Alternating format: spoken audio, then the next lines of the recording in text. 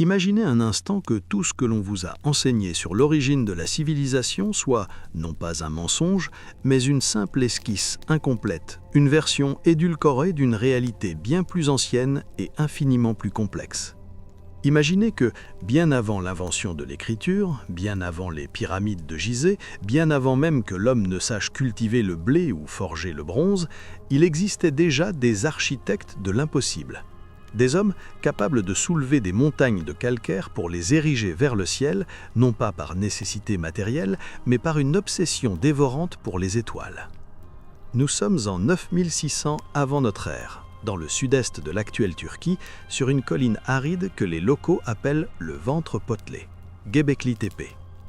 Si ces histoires te fascinent, abonne-toi à la chaîne. Et si tu m'écoutes dans le silence de la nuit, quelque part sur cette planète, écris-moi un commentaire. Dis-moi d'où tu m'écoutes et l'heure qu'il est là où tu es. Pendant des millénaires, ce lieu est resté silencieux, enseveli sous des tonnes de terre par ceux-là même qui l'avaient bâti, comme si l'on avait voulu cacher un secret trop lourd pour les générations futures. Et pourtant, aujourd'hui, le sol livre ses secrets, et ce qu'il nous raconte bouscule nos certitudes les plus ancrées. Comment des chasseurs-cueilleurs, supposés vivre au jour le jour dans une quête perpétuelle de nourriture, ont-ils pu concevoir des temples circulaires d'une précision géométrique absolue? Mais surtout, la question qui nous rassemble aujourd'hui est encore plus vertigineuse. Et si ces bâtisseurs de l'ombre ne se contentaient pas de vénérer la Terre, mais possédaient déjà une connaissance profonde, mathématique et précise de l'astronomie? Le silence de la nuit nous permet souvent de mieux entendre les échos du passé. Pour comprendre l'énigme de Göbekli Tepe, il faut d'abord accepter l'idée que l'intelligence humaine n'a pas attendu la sédentarité pour s'épanouir. Lorsque l'archéologue allemand Klaus Schmidt a commencé à creuser ici en 1994, il ne s'attendait pas à découvrir le premier temple de l'humanité. Il s'attendait à trouver quelques outils de silex, des traces de foyers, les vestiges classiques d'une culture néolithique naissante. Au lieu de cela, il est tombé sur des piliers en forme de T, pesant parfois plus de 20 tonnes, sculptés avec une finesse qui défie l'entendement. Ces piliers ne sont pas de simples poteaux de soutènement, ils sont anthropomorphes. Ils ont des bras, des ceintures, des mains qui se rejoignent sur l'abdomen, mais ils n'ont pas de visage. Ils semblent regarder fixement vers un point précis, un point qui, il y a 11 000 ans, ne se trouvait pas sur Terre, mais dans l'immensité du cosmos. Si nous acceptons l'idée que les bâtisseurs de Göbekli Tepe possédaient une maîtrise de la précession des équinoxes et une compréhension mathématique du ciel, une question vertigineuse s'impose à nous. Cette connaissance s'est-elle évaporée au moment où ils ont pelleté la dernière poignée de terre sur leur temple, ou a-t-elle voyagé? Dans l'histoire officielle, les civilisations apparaissent de manière isolée, comme des bulles de génie surgissant du néant. Mais quand on observe les schémas, les nombres et les alignements, une toute autre narration se dessine. Une narration où Göbekli Tepe ne serait pas une anomalie, mais la source ou l'un des derniers bastions d'un savoir ancestral global.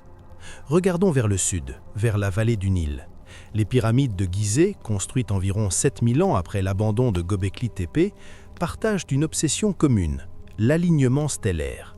Robert Bauval a démontré que les 3 grandes pyramides reflètent la position des 3 étoiles de la ceinture d'Orion. Or, nous l'avons vu, les piliers centraux de l'enclos D à Göbekli Tepe pointaient eux aussi vers Orion à leur époque. Est-ce une coïncidence si 2 des plus grands complexes monumentaux de l'humanité sont obsédés par la même constellation? Ou s'agit-il d'une transmission de symboles sacrés à travers les millénaires? Mais il y a plus troublant encore que les étoiles. Il y a les nombres. À Göbekli Tepe, comme à Stonehenge ou dans les pyramides mayas, on retrouve des constantes mathématiques liées au cycle de la précession. Le nombre 72, par exemple, c'est le nombre d'années qu'il faut à la Terre pour se décaler d'1 degré sur l'écliptique. Ce nombre et ses multiples, comme 432 ou 2160, imprègnent les mythologies du monde entier, du nombre de guerriers du Valhalla dans la mythologie nordique au cycle de temps des textes védiques en Inde. Si ces nombres apparaissent déjà codés dans la géométrie de Göbekli Tepe, cela signifie que la science des anciens n'était pas une collection de superstitions, mais un système de mesure du temps universel. Certains chercheurs audacieux, comme le regretté Giorgio de Santillana, co-auteur du célèbre ouvrage Le Moulin d'Amelais, soutenaient que les mythes anciens sont en réalité des langages techniques. Le moulin qui broie le temps, les animaux qui se succèdent, les dieux qui déplacent les montagnes, tout cela serait une métaphore pour le mouvement des constellations. Si l'on applique cette grille de lecture aux bas-reliefs de Turquie, les animaux de Göbekli Tepe ne sont plus des bêtes sauvages, mais des marqueurs temporels.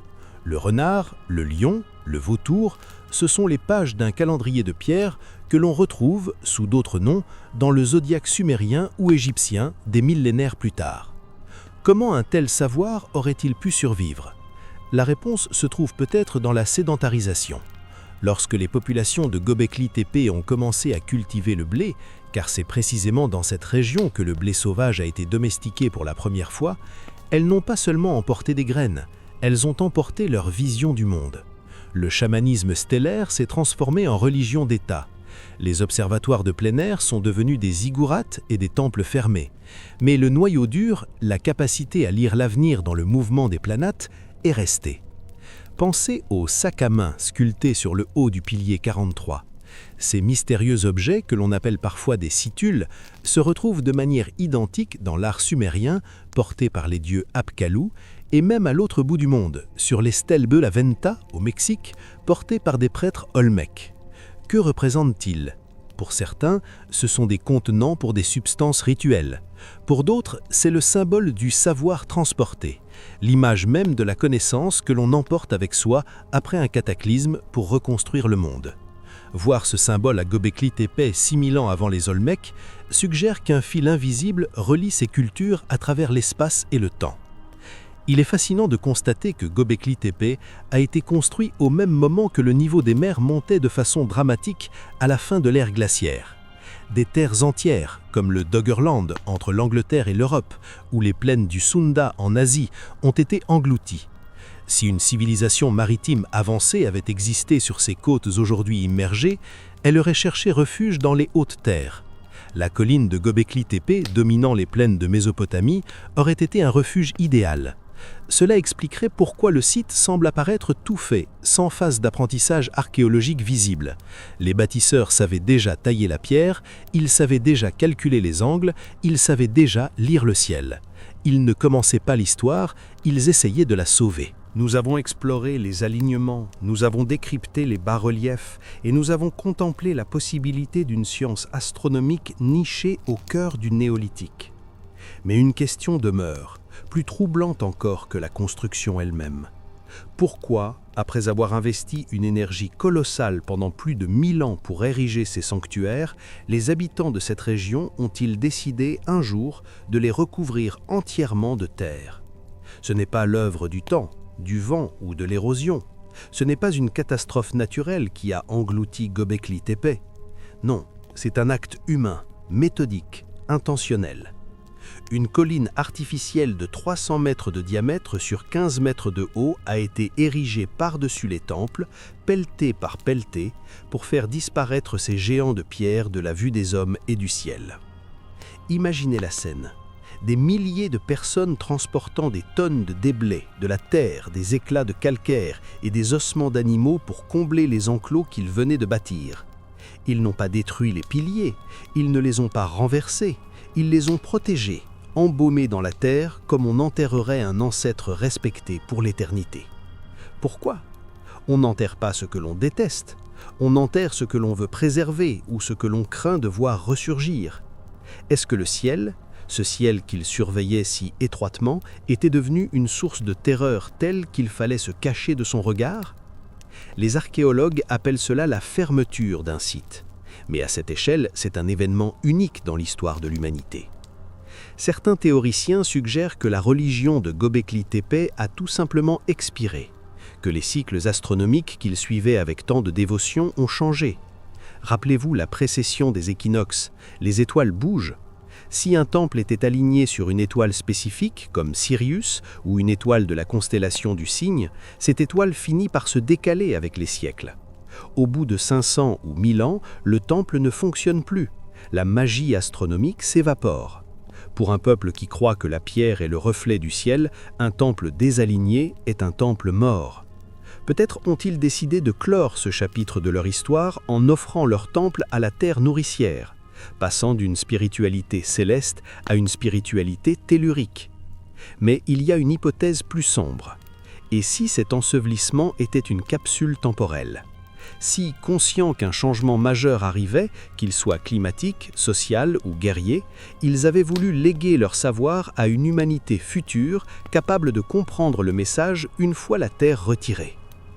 En recouvrant les piliers, ils les ont paradoxalement sauvés.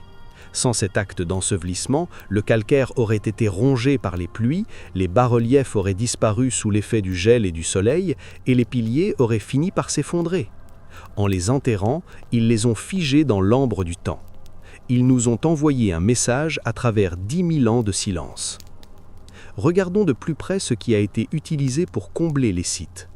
Les archéologues ont trouvé une quantité phénoménale d'ossements d'animaux sauvages dans le remblai. Des aurochs, des gazelles, des sangliers, des cerfs. Ce sont les restes de banquets gigantesques. Cela nous raconte une histoire fascinante. L'enterrement du temple n'était pas un moment de deuil, mais une cérémonie colossale. Pour comprendre comment ces bâtisseurs communiquaient avec le cosmos, il nous faut descendre au cœur de l'enclos D, le plus spectaculaire et le mieux conservé de tout le site de Göbekli Tepe. Imaginez-vous debout, au centre de cette structure circulaire, entourée de 12 piliers en forme de T, comme si vous étiez au centre d'un immense cadran solaire ou d'une horloge cosmique dont les aiguilles auraient été pétrifiées par le temps. Au centre de ce cercle, 2 piliers géants dominent l'assemblée, s'élevant à plus de 5 mètres de haut. Ils ne sont pas disposés au hasard. Leur orientation, leur inclinaison, tout semble avoir été calculé avec une précision qui, selon les standards de l'archéologie classique, ne devrait pas exister à cette époque. C'est ici que nous rencontrons l'un des artefacts les plus controversés et les plus fascinants de toute l'histoire de l'humanité, le pilier 43, plus connu sous le nom de la pierre du vautour. À première vue, c'est une profusion d'animaux sculptés en bas-relief. Un vautour tenant un disque ou une sphère sur son aile tendue, un scorpion à ses pieds, des oiseaux aquatiques, des serpents et d'étranges symboles en forme de hache ou de sac à main. Pendant des décennies, on a vu ici des totems chamaniques, des symboles de clans ou des représentations de la faune locale. Mais en 2017, une équipe de chercheurs de l'Université d'Édimbourg, menée par Martin Sweatman, a publié une étude qui a fait l'effet d'une bombe dans la communauté scientifique. Selon eux, le pilier 43 n'est pas une simple œuvre d'art, c'est un horodatage astronomique. Si l'on superpose la position de ces animaux à la carte du ciel telle qu'elle apparaissait il y a 11 000 ans, une correspondance troublante émerge. Le vautour ne serait pas un oiseau, mais la constellation du Sagittaire. Le scorpion serait, sans surprise, la constellation du Scorpion. Le disque, il représenterait le Soleil lors d'un événement précis. En utilisant des logiciels de simulation astronomique pour remonter le temps, les chercheurs ont découvert que ces symboles décrivent une configuration céleste qui ne s'est produite qu'à une date bien spécifique, aux alentours de 10 950 avant notre ère. Pourquoi cette date est-elle si importante ? Parce qu'elle correspond exactement au début du Dryas récent, une période de refroidissement brutal et catastrophique qui a frappé la Terre, plongeant à nouveau l'hémisphère nord dans des conditions glaciaires en l'espace de quelques années seulement. La théorie de Sweatman suggère que le pilier 43 commémore l'impact d'une comète ou d'un essaim de débris cométaires qui aurait percuté notre atmosphère, provoquant des incendies mondiaux, des tsunamis et ce changement climatique radical. Le vautour tenant le soleil symboliserait peut-être le moment où le ciel est tombé sur la Terre. Mais attendez, car c'est là que le vertige nous prend réellement. Si cette interprétation est correcte, cela signifie que les habitants de Göbekli Tepe pratiquaient ce que nous appelons la précession des équinoxes. La précession est ce mouvement de toupie de la Terre qui fait que le point de l'équinoxe de printemps se déplace très lentement à travers les constellations du zodiaque. Il faut environ 2160 ans pour changer de signe et 25 920 ans pour faire un cycle complet. Officiellement, c'est l'astronome grec Hipparque qui a découvert ce phénomène au IIe siècle avant notre ère. Mais si le pilier 43 est un enregistrement de la précession, cela recule la découverte de l'astronomie de précision de près de 10 000 ans. Comment des chasseurs-cueilleurs auraient-ils pu noter un mouvement si lent qu'il est imperceptible à l'échelle d'une vie humaine? Cela demande une transmission de données sur des dizaines de générations. Cela demande une culture du savoir, une forme de science empirique qui dépasse de loin tout ce que nous imaginions pour le néolithique. Imaginez ces chamans astronomes, se transmettant de père en fils, de mère en fille, la position exacte des étoiles, notant les infimes décalages sur des peaux de bêtes ou dans leur mémoire orale, jusqu'au jour où ils ont décidé de graver ce savoir dans l'éternité de la pierre. Et ce n'est pas tout. Les deux piliers centraux de l'enclos D ne sont pas seulement imposants par leur taille, ils sont orientés vers le sud, vers une portion du ciel qui abritait, à l'époque, une constellation majeure, Orion. De nombreux chercheurs, dont l'écrivain Graham Hancock et l'ingénieur Robert Bauval, ont souligné que la disposition des sites sacrés de l'Antiquité semble souvent refléter la ceinture d'Orion. À Göbekli Tepe, certains alignements suggèrent que le site fonctionnait comme un viseur géant. En se plaçant à un endroit précis, on pouvait voir une étoile spécifique se lever exactement entre les deux piliers centraux lors d'un solstice ou d'un équinoxe. Mais pourquoi une telle obsession pour le ciel? Était-ce une forme de calendrier agricole avant l'heure? Non, car à cette époque, l'agriculture n'en est qu'à ses balbutiements les plus primitifs. Était-ce pour naviguer? Non plus. Ils étaient sédentarisés sur cette colline. La réponse est sans doute plus sombre. Pour ces peuples, le ciel était la demeure des dieux, mais aussi la source des grandes destructions. Dans un monde où la survie dépendait des cycles de la nature, comprendre le ciel, c'était anticiper la colère des astres. Regardez attentivement les représentations de serpents sur les piliers. Ils sont partout. Parfois seuls, parfois en essaim, descendant le long de la pierre comme s'ils tombaient du ciel. Pour certains astronomes, le serpent est la métaphore universelle de la comète, une boule de feu avec une traînée sinueuse qui fend l'obscurité. Si Göbekli Tepe est un mémorial pour un impact cométaire, alors chaque sculpture prend un sens nouveau, presque tragique. Ce n'est plus seulement un temple, c'est un livre de survie. C'est le témoignage d'une humanité qui a vu son monde s'effondrer et qui a voulu s'assurer que ceux qui viendraient après n'oublieraient jamais de regarder vers le haut. Pourtant, la science officielle reste prudente. Beaucoup d'archéologues rejettent ces théories astronomiques, arguant que l'on peut faire dire ce que l'on veut aux étoiles si l'on cherche assez longtemps une coïncidence. Ils voient dans ces piliers des ancêtres stylisés ou des protecteurs spirituels. Mais comment ignorer la géométrie?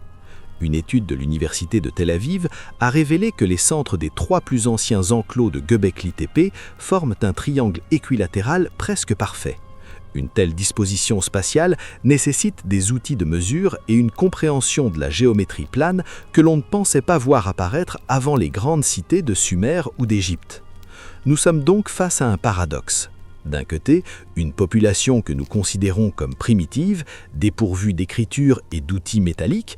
De l'autre, une œuvre monumentale qui témoigne d'une maîtrise de l'espace et du temps que nous commençons à peine à décoder.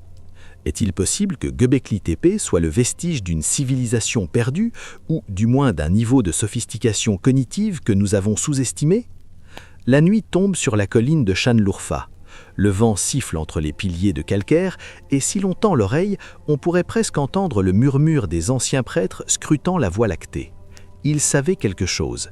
Ils voyaient dans l'obscurité ce que nous avons oublié de regarder à force de vivre sous les néons de nos villes. Dans la prochaine partie, nous allons explorer un autre mystère. Pourquoi, après des siècles d'utilisation, ces bâtisseurs ont-ils décidé de recouvrir entièrement leur sanctuaire de terre, créant cette colline artificielle que nous avons retrouvée 10 000 ans plus tard? Pourquoi enterrer son propre Dieu? Pourquoi cacher le ciel? Nous avons levé les yeux vers les étoiles, mais il est temps de ramener notre regard sur la poussière et la roche. Pour qu'un temple devienne un observatoire, il ne suffit pas d'une intention mystique, il faut de la rigueur, il faut de la mesure, il faut ce que nous appelons aujourd'hui l'ingénierie. Or, ce qui frappe à Göbekli Tepe, ce n'est pas seulement la beauté sauvage des sculptures, c'est la structure mathématique sous-jacente qui lie ces pierres entre elles. Comment des hommes du néolithique, censés ne posséder que des outils de pierre et de bois, ont-ils pu concevoir des plans d'une telle complexité? En 2020, une étude révolutionnaire menée par les archéologues Gil Hackley et Avi Goffer de l'Université de Tel Aviv a utilisé des algorithmes informatiques pour analyser l'architecture de Göbekli Tepe. Ce qu'ils ont découvert a ébranlé les fondements mêmes de l'histoire de l'architecture. En analysant les enclos B, C et D, ils ont réalisé que les points centraux de ces 3 cercles forment un triangle équilatéral presque parfait. Prenez un instant pour réaliser la portée de cette découverte. Pour tracer un triangle équilatéral de cette taille à travers un terrain accidenté, il ne suffit pas de poser des pierres là où ça semble joli. Il faut une connaissance de la géométrie plane.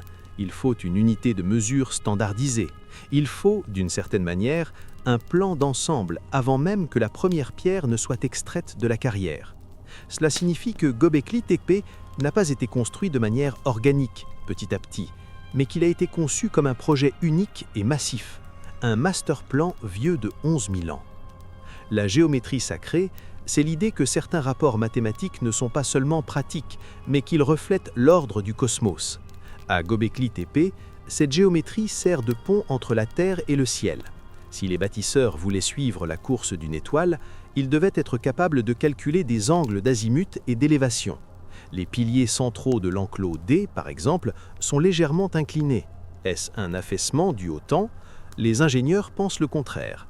Cette inclinaison pourrait être calculée pour compenser la courbure de la colline et offrir une ligne de visée parfaite vers l'horizon sud, là où les étoiles apparaissent et disparaissent. Et parlons de la logistique. Extraire un pilier de 20 tonnes d'une carrière de calcaire située à quelques centaines de mètres est une chose. Le tailler avec des percuteurs en silex, une pierre plus dure que le calcaire certes, mais cassante, en est une autre. Mais le transporter et l'ériger verticalement sans l'aide d'animaux de trait, sans poulies en métal et sans roues, relève du prodige. Pour déplacer de telles masses, il faut une coordination humaine parfaite, impliquant probablement des centaines d'individus travaillant à l'unisson. Cela suppose une structure sociale hiérarchisée, des chefs de chantier, des logisticiens et surtout une motivation qui dépasse la simple survie. Pourquoi s'infliger une telle peine? La réponse se trouve peut-être dans la précision astronomique. Si votre survie spirituelle dépend de l'alignement exact d'un pilier avec le lever du soleil au solstice, vous ne pouvez pas vous permettre une erreur de 10 cm. La précision est une forme de dévotion. Certains chercheurs ont remarqué que le rapport entre le diamètre des cercles et la hauteur des piliers suit des proportions que l'on retrouvera bien plus tard dans l'architecture grecque, notamment le fameux nombre d'or. Ce nombre, que l'on retrouve partout dans la nature, de la spirale des galaxies à la disposition des pétales de fleurs, s'il était déjà connu et utilisé par les bâtisseurs de Turquie, cela changerait tout. Cela voudrait dire que l'humanité a découvert les lois mathématiques de l'univers avant même d'inventer la roue. Mais il y a un mystère encore plus physique. Comment ont-ils réussi à rendre ces piliers si lisses, si parfaits? Sur certains d'entre eux, on peut voir des rayures et des reliefs en 3 dimensions, comme ce prédateur, peut-être un lion ou un léopard, qui semble descendre le long du pilier 27 de l'enclos C. Ce n'est pas une sculpture rapportée ou collée, elle a été taillée directement dans la masse. Cela signifie que les tailleurs de pierre ont dû enlever des tonnes de calcaire autour de l'anival pour le faire ressortir en relief. C'est un travail d'une patience infinie. Une seule erreur, un seul coup de percuteur trop violent et le travail de plusieurs mois était ruiné. Nous voici arrivés au sommet de la colline, au terme de notre voyage à travers les millénaires. Nous avons scruté les alignements de l'enclos D, nous avons tremblé devant le récit de la pierre du vautour, nous avons analysé la géométrie invisible qui lie ces monolithes et nous avons contemplé l'acte étrange de leur ensevelissement. Mais au-delà des pierres, au-delà des mesures et des hypothèses archéologiques, que reste-t-il? Que nous disent vraiment les bâtisseurs de Göbekli Tepe? La conclusion la plus vertigineuse à laquelle nous mène l'astronomie de ce site, c'est que l'histoire de l'humanité n'est pas une montée tranquille et linéaire vers le progrès. C'est une série de cycles, de sommets de connaissances suivis d'abîmes d'oubli. Göbekli Tepe est la preuve physique que nous avons été intelligents bien avant d'être civilisés. Ces hommes qui vivaient il y a 12 000 ans n'avaient pas un cerveau différent du nôtre. Ils avaient les mêmes capacités d'abstraction, la même soif de comprendre l'univers, la même peur de la mort et le même besoin de laisser une trace. La seule différence, c'est que leur écran n'était pas un smartphone, mais la voûte céleste. Si Göbekli Tepe était bel et bien un observatoire destiné à surveiller les comètes et à enregistrer la précession des équinoxes, alors cela signifie que nos ancêtres vivaient dans un état de vigilance cosmique que nous avons totalement perdu. Pour eux, le ciel n'était pas un décor, c'était un acteur, parfois bienveillant, souvent punisseur. La pierre du vautour ne serait pas seulement un souvenir d'une catastrophe passée, mais un avertissement pour le futur. En codant les cycles de 26 000 ans dans la pierre, il nous disait « Le temps est un cycle, ce qui s'est produit reviendra. Soyez attentifs aux signes ». Certains chercheurs pensent que nous vivons aujourd'hui dans une période de choc post-traumatique collectif dont Göbekli Tepe serait le premier mémorial.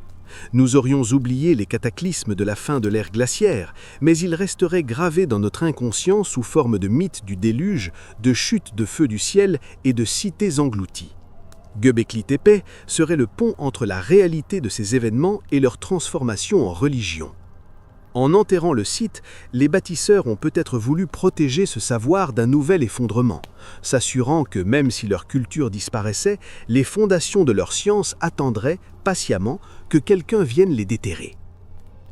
Mais il y a une autre leçon, peut-être plus intime, à tirer de ces ruines.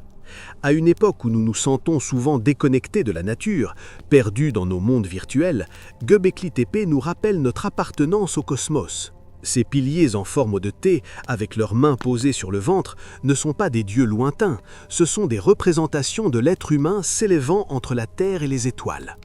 Ils sont le symbole de notre capacité à transformer la matière brute en sens. Ils nous crient que même sans technologie, l'esprit humain peut percer les secrets de l'infini par la simple force de l'observation et de la réflexion. L'astronomie de Göbekli Tepe n'était pas une science froide, c'était une science du sacré. Elle ne cherchait pas seulement à savoir quand la pluie viendrait ou où se trouvait Sirius, mais pourquoi nous sommes ici. En alignant leur temple sur les étoiles, ces bâtisseurs cherchaient une place dans l'ordre du monde. Ils voulaient que leur vie, si brèves et fragiles, soit ancrée dans l'éternité du mouvement des sphères. Enterrer le temple, ce n'était pas renoncer à cette quête, c'était peut-être admettre que certaines vérités sont trop grandes pour rester à la lumière du jour, qu'elles doivent mûrir dans l'obscurité de la terre pour nourrir les générations suivantes. Alors, que faire de cet héritage ? Aujourd'hui, les archéologues continuent de creuser. On estime que moins de 10% du site a été mis au jour. Encore centaines d'autres piliers dorment encore sous la colline de Şanlıurfa. Que trouverons-nous dans les enclos encore scellés ? Des cartes du ciel encore plus précises, une preuve d'un système d'écriture embryonnaire, ou peut-être plus simplement la confirmation que nous ne sommes pas les premiers à avoir regardé les étoiles en nous demandant si nous étions seuls ?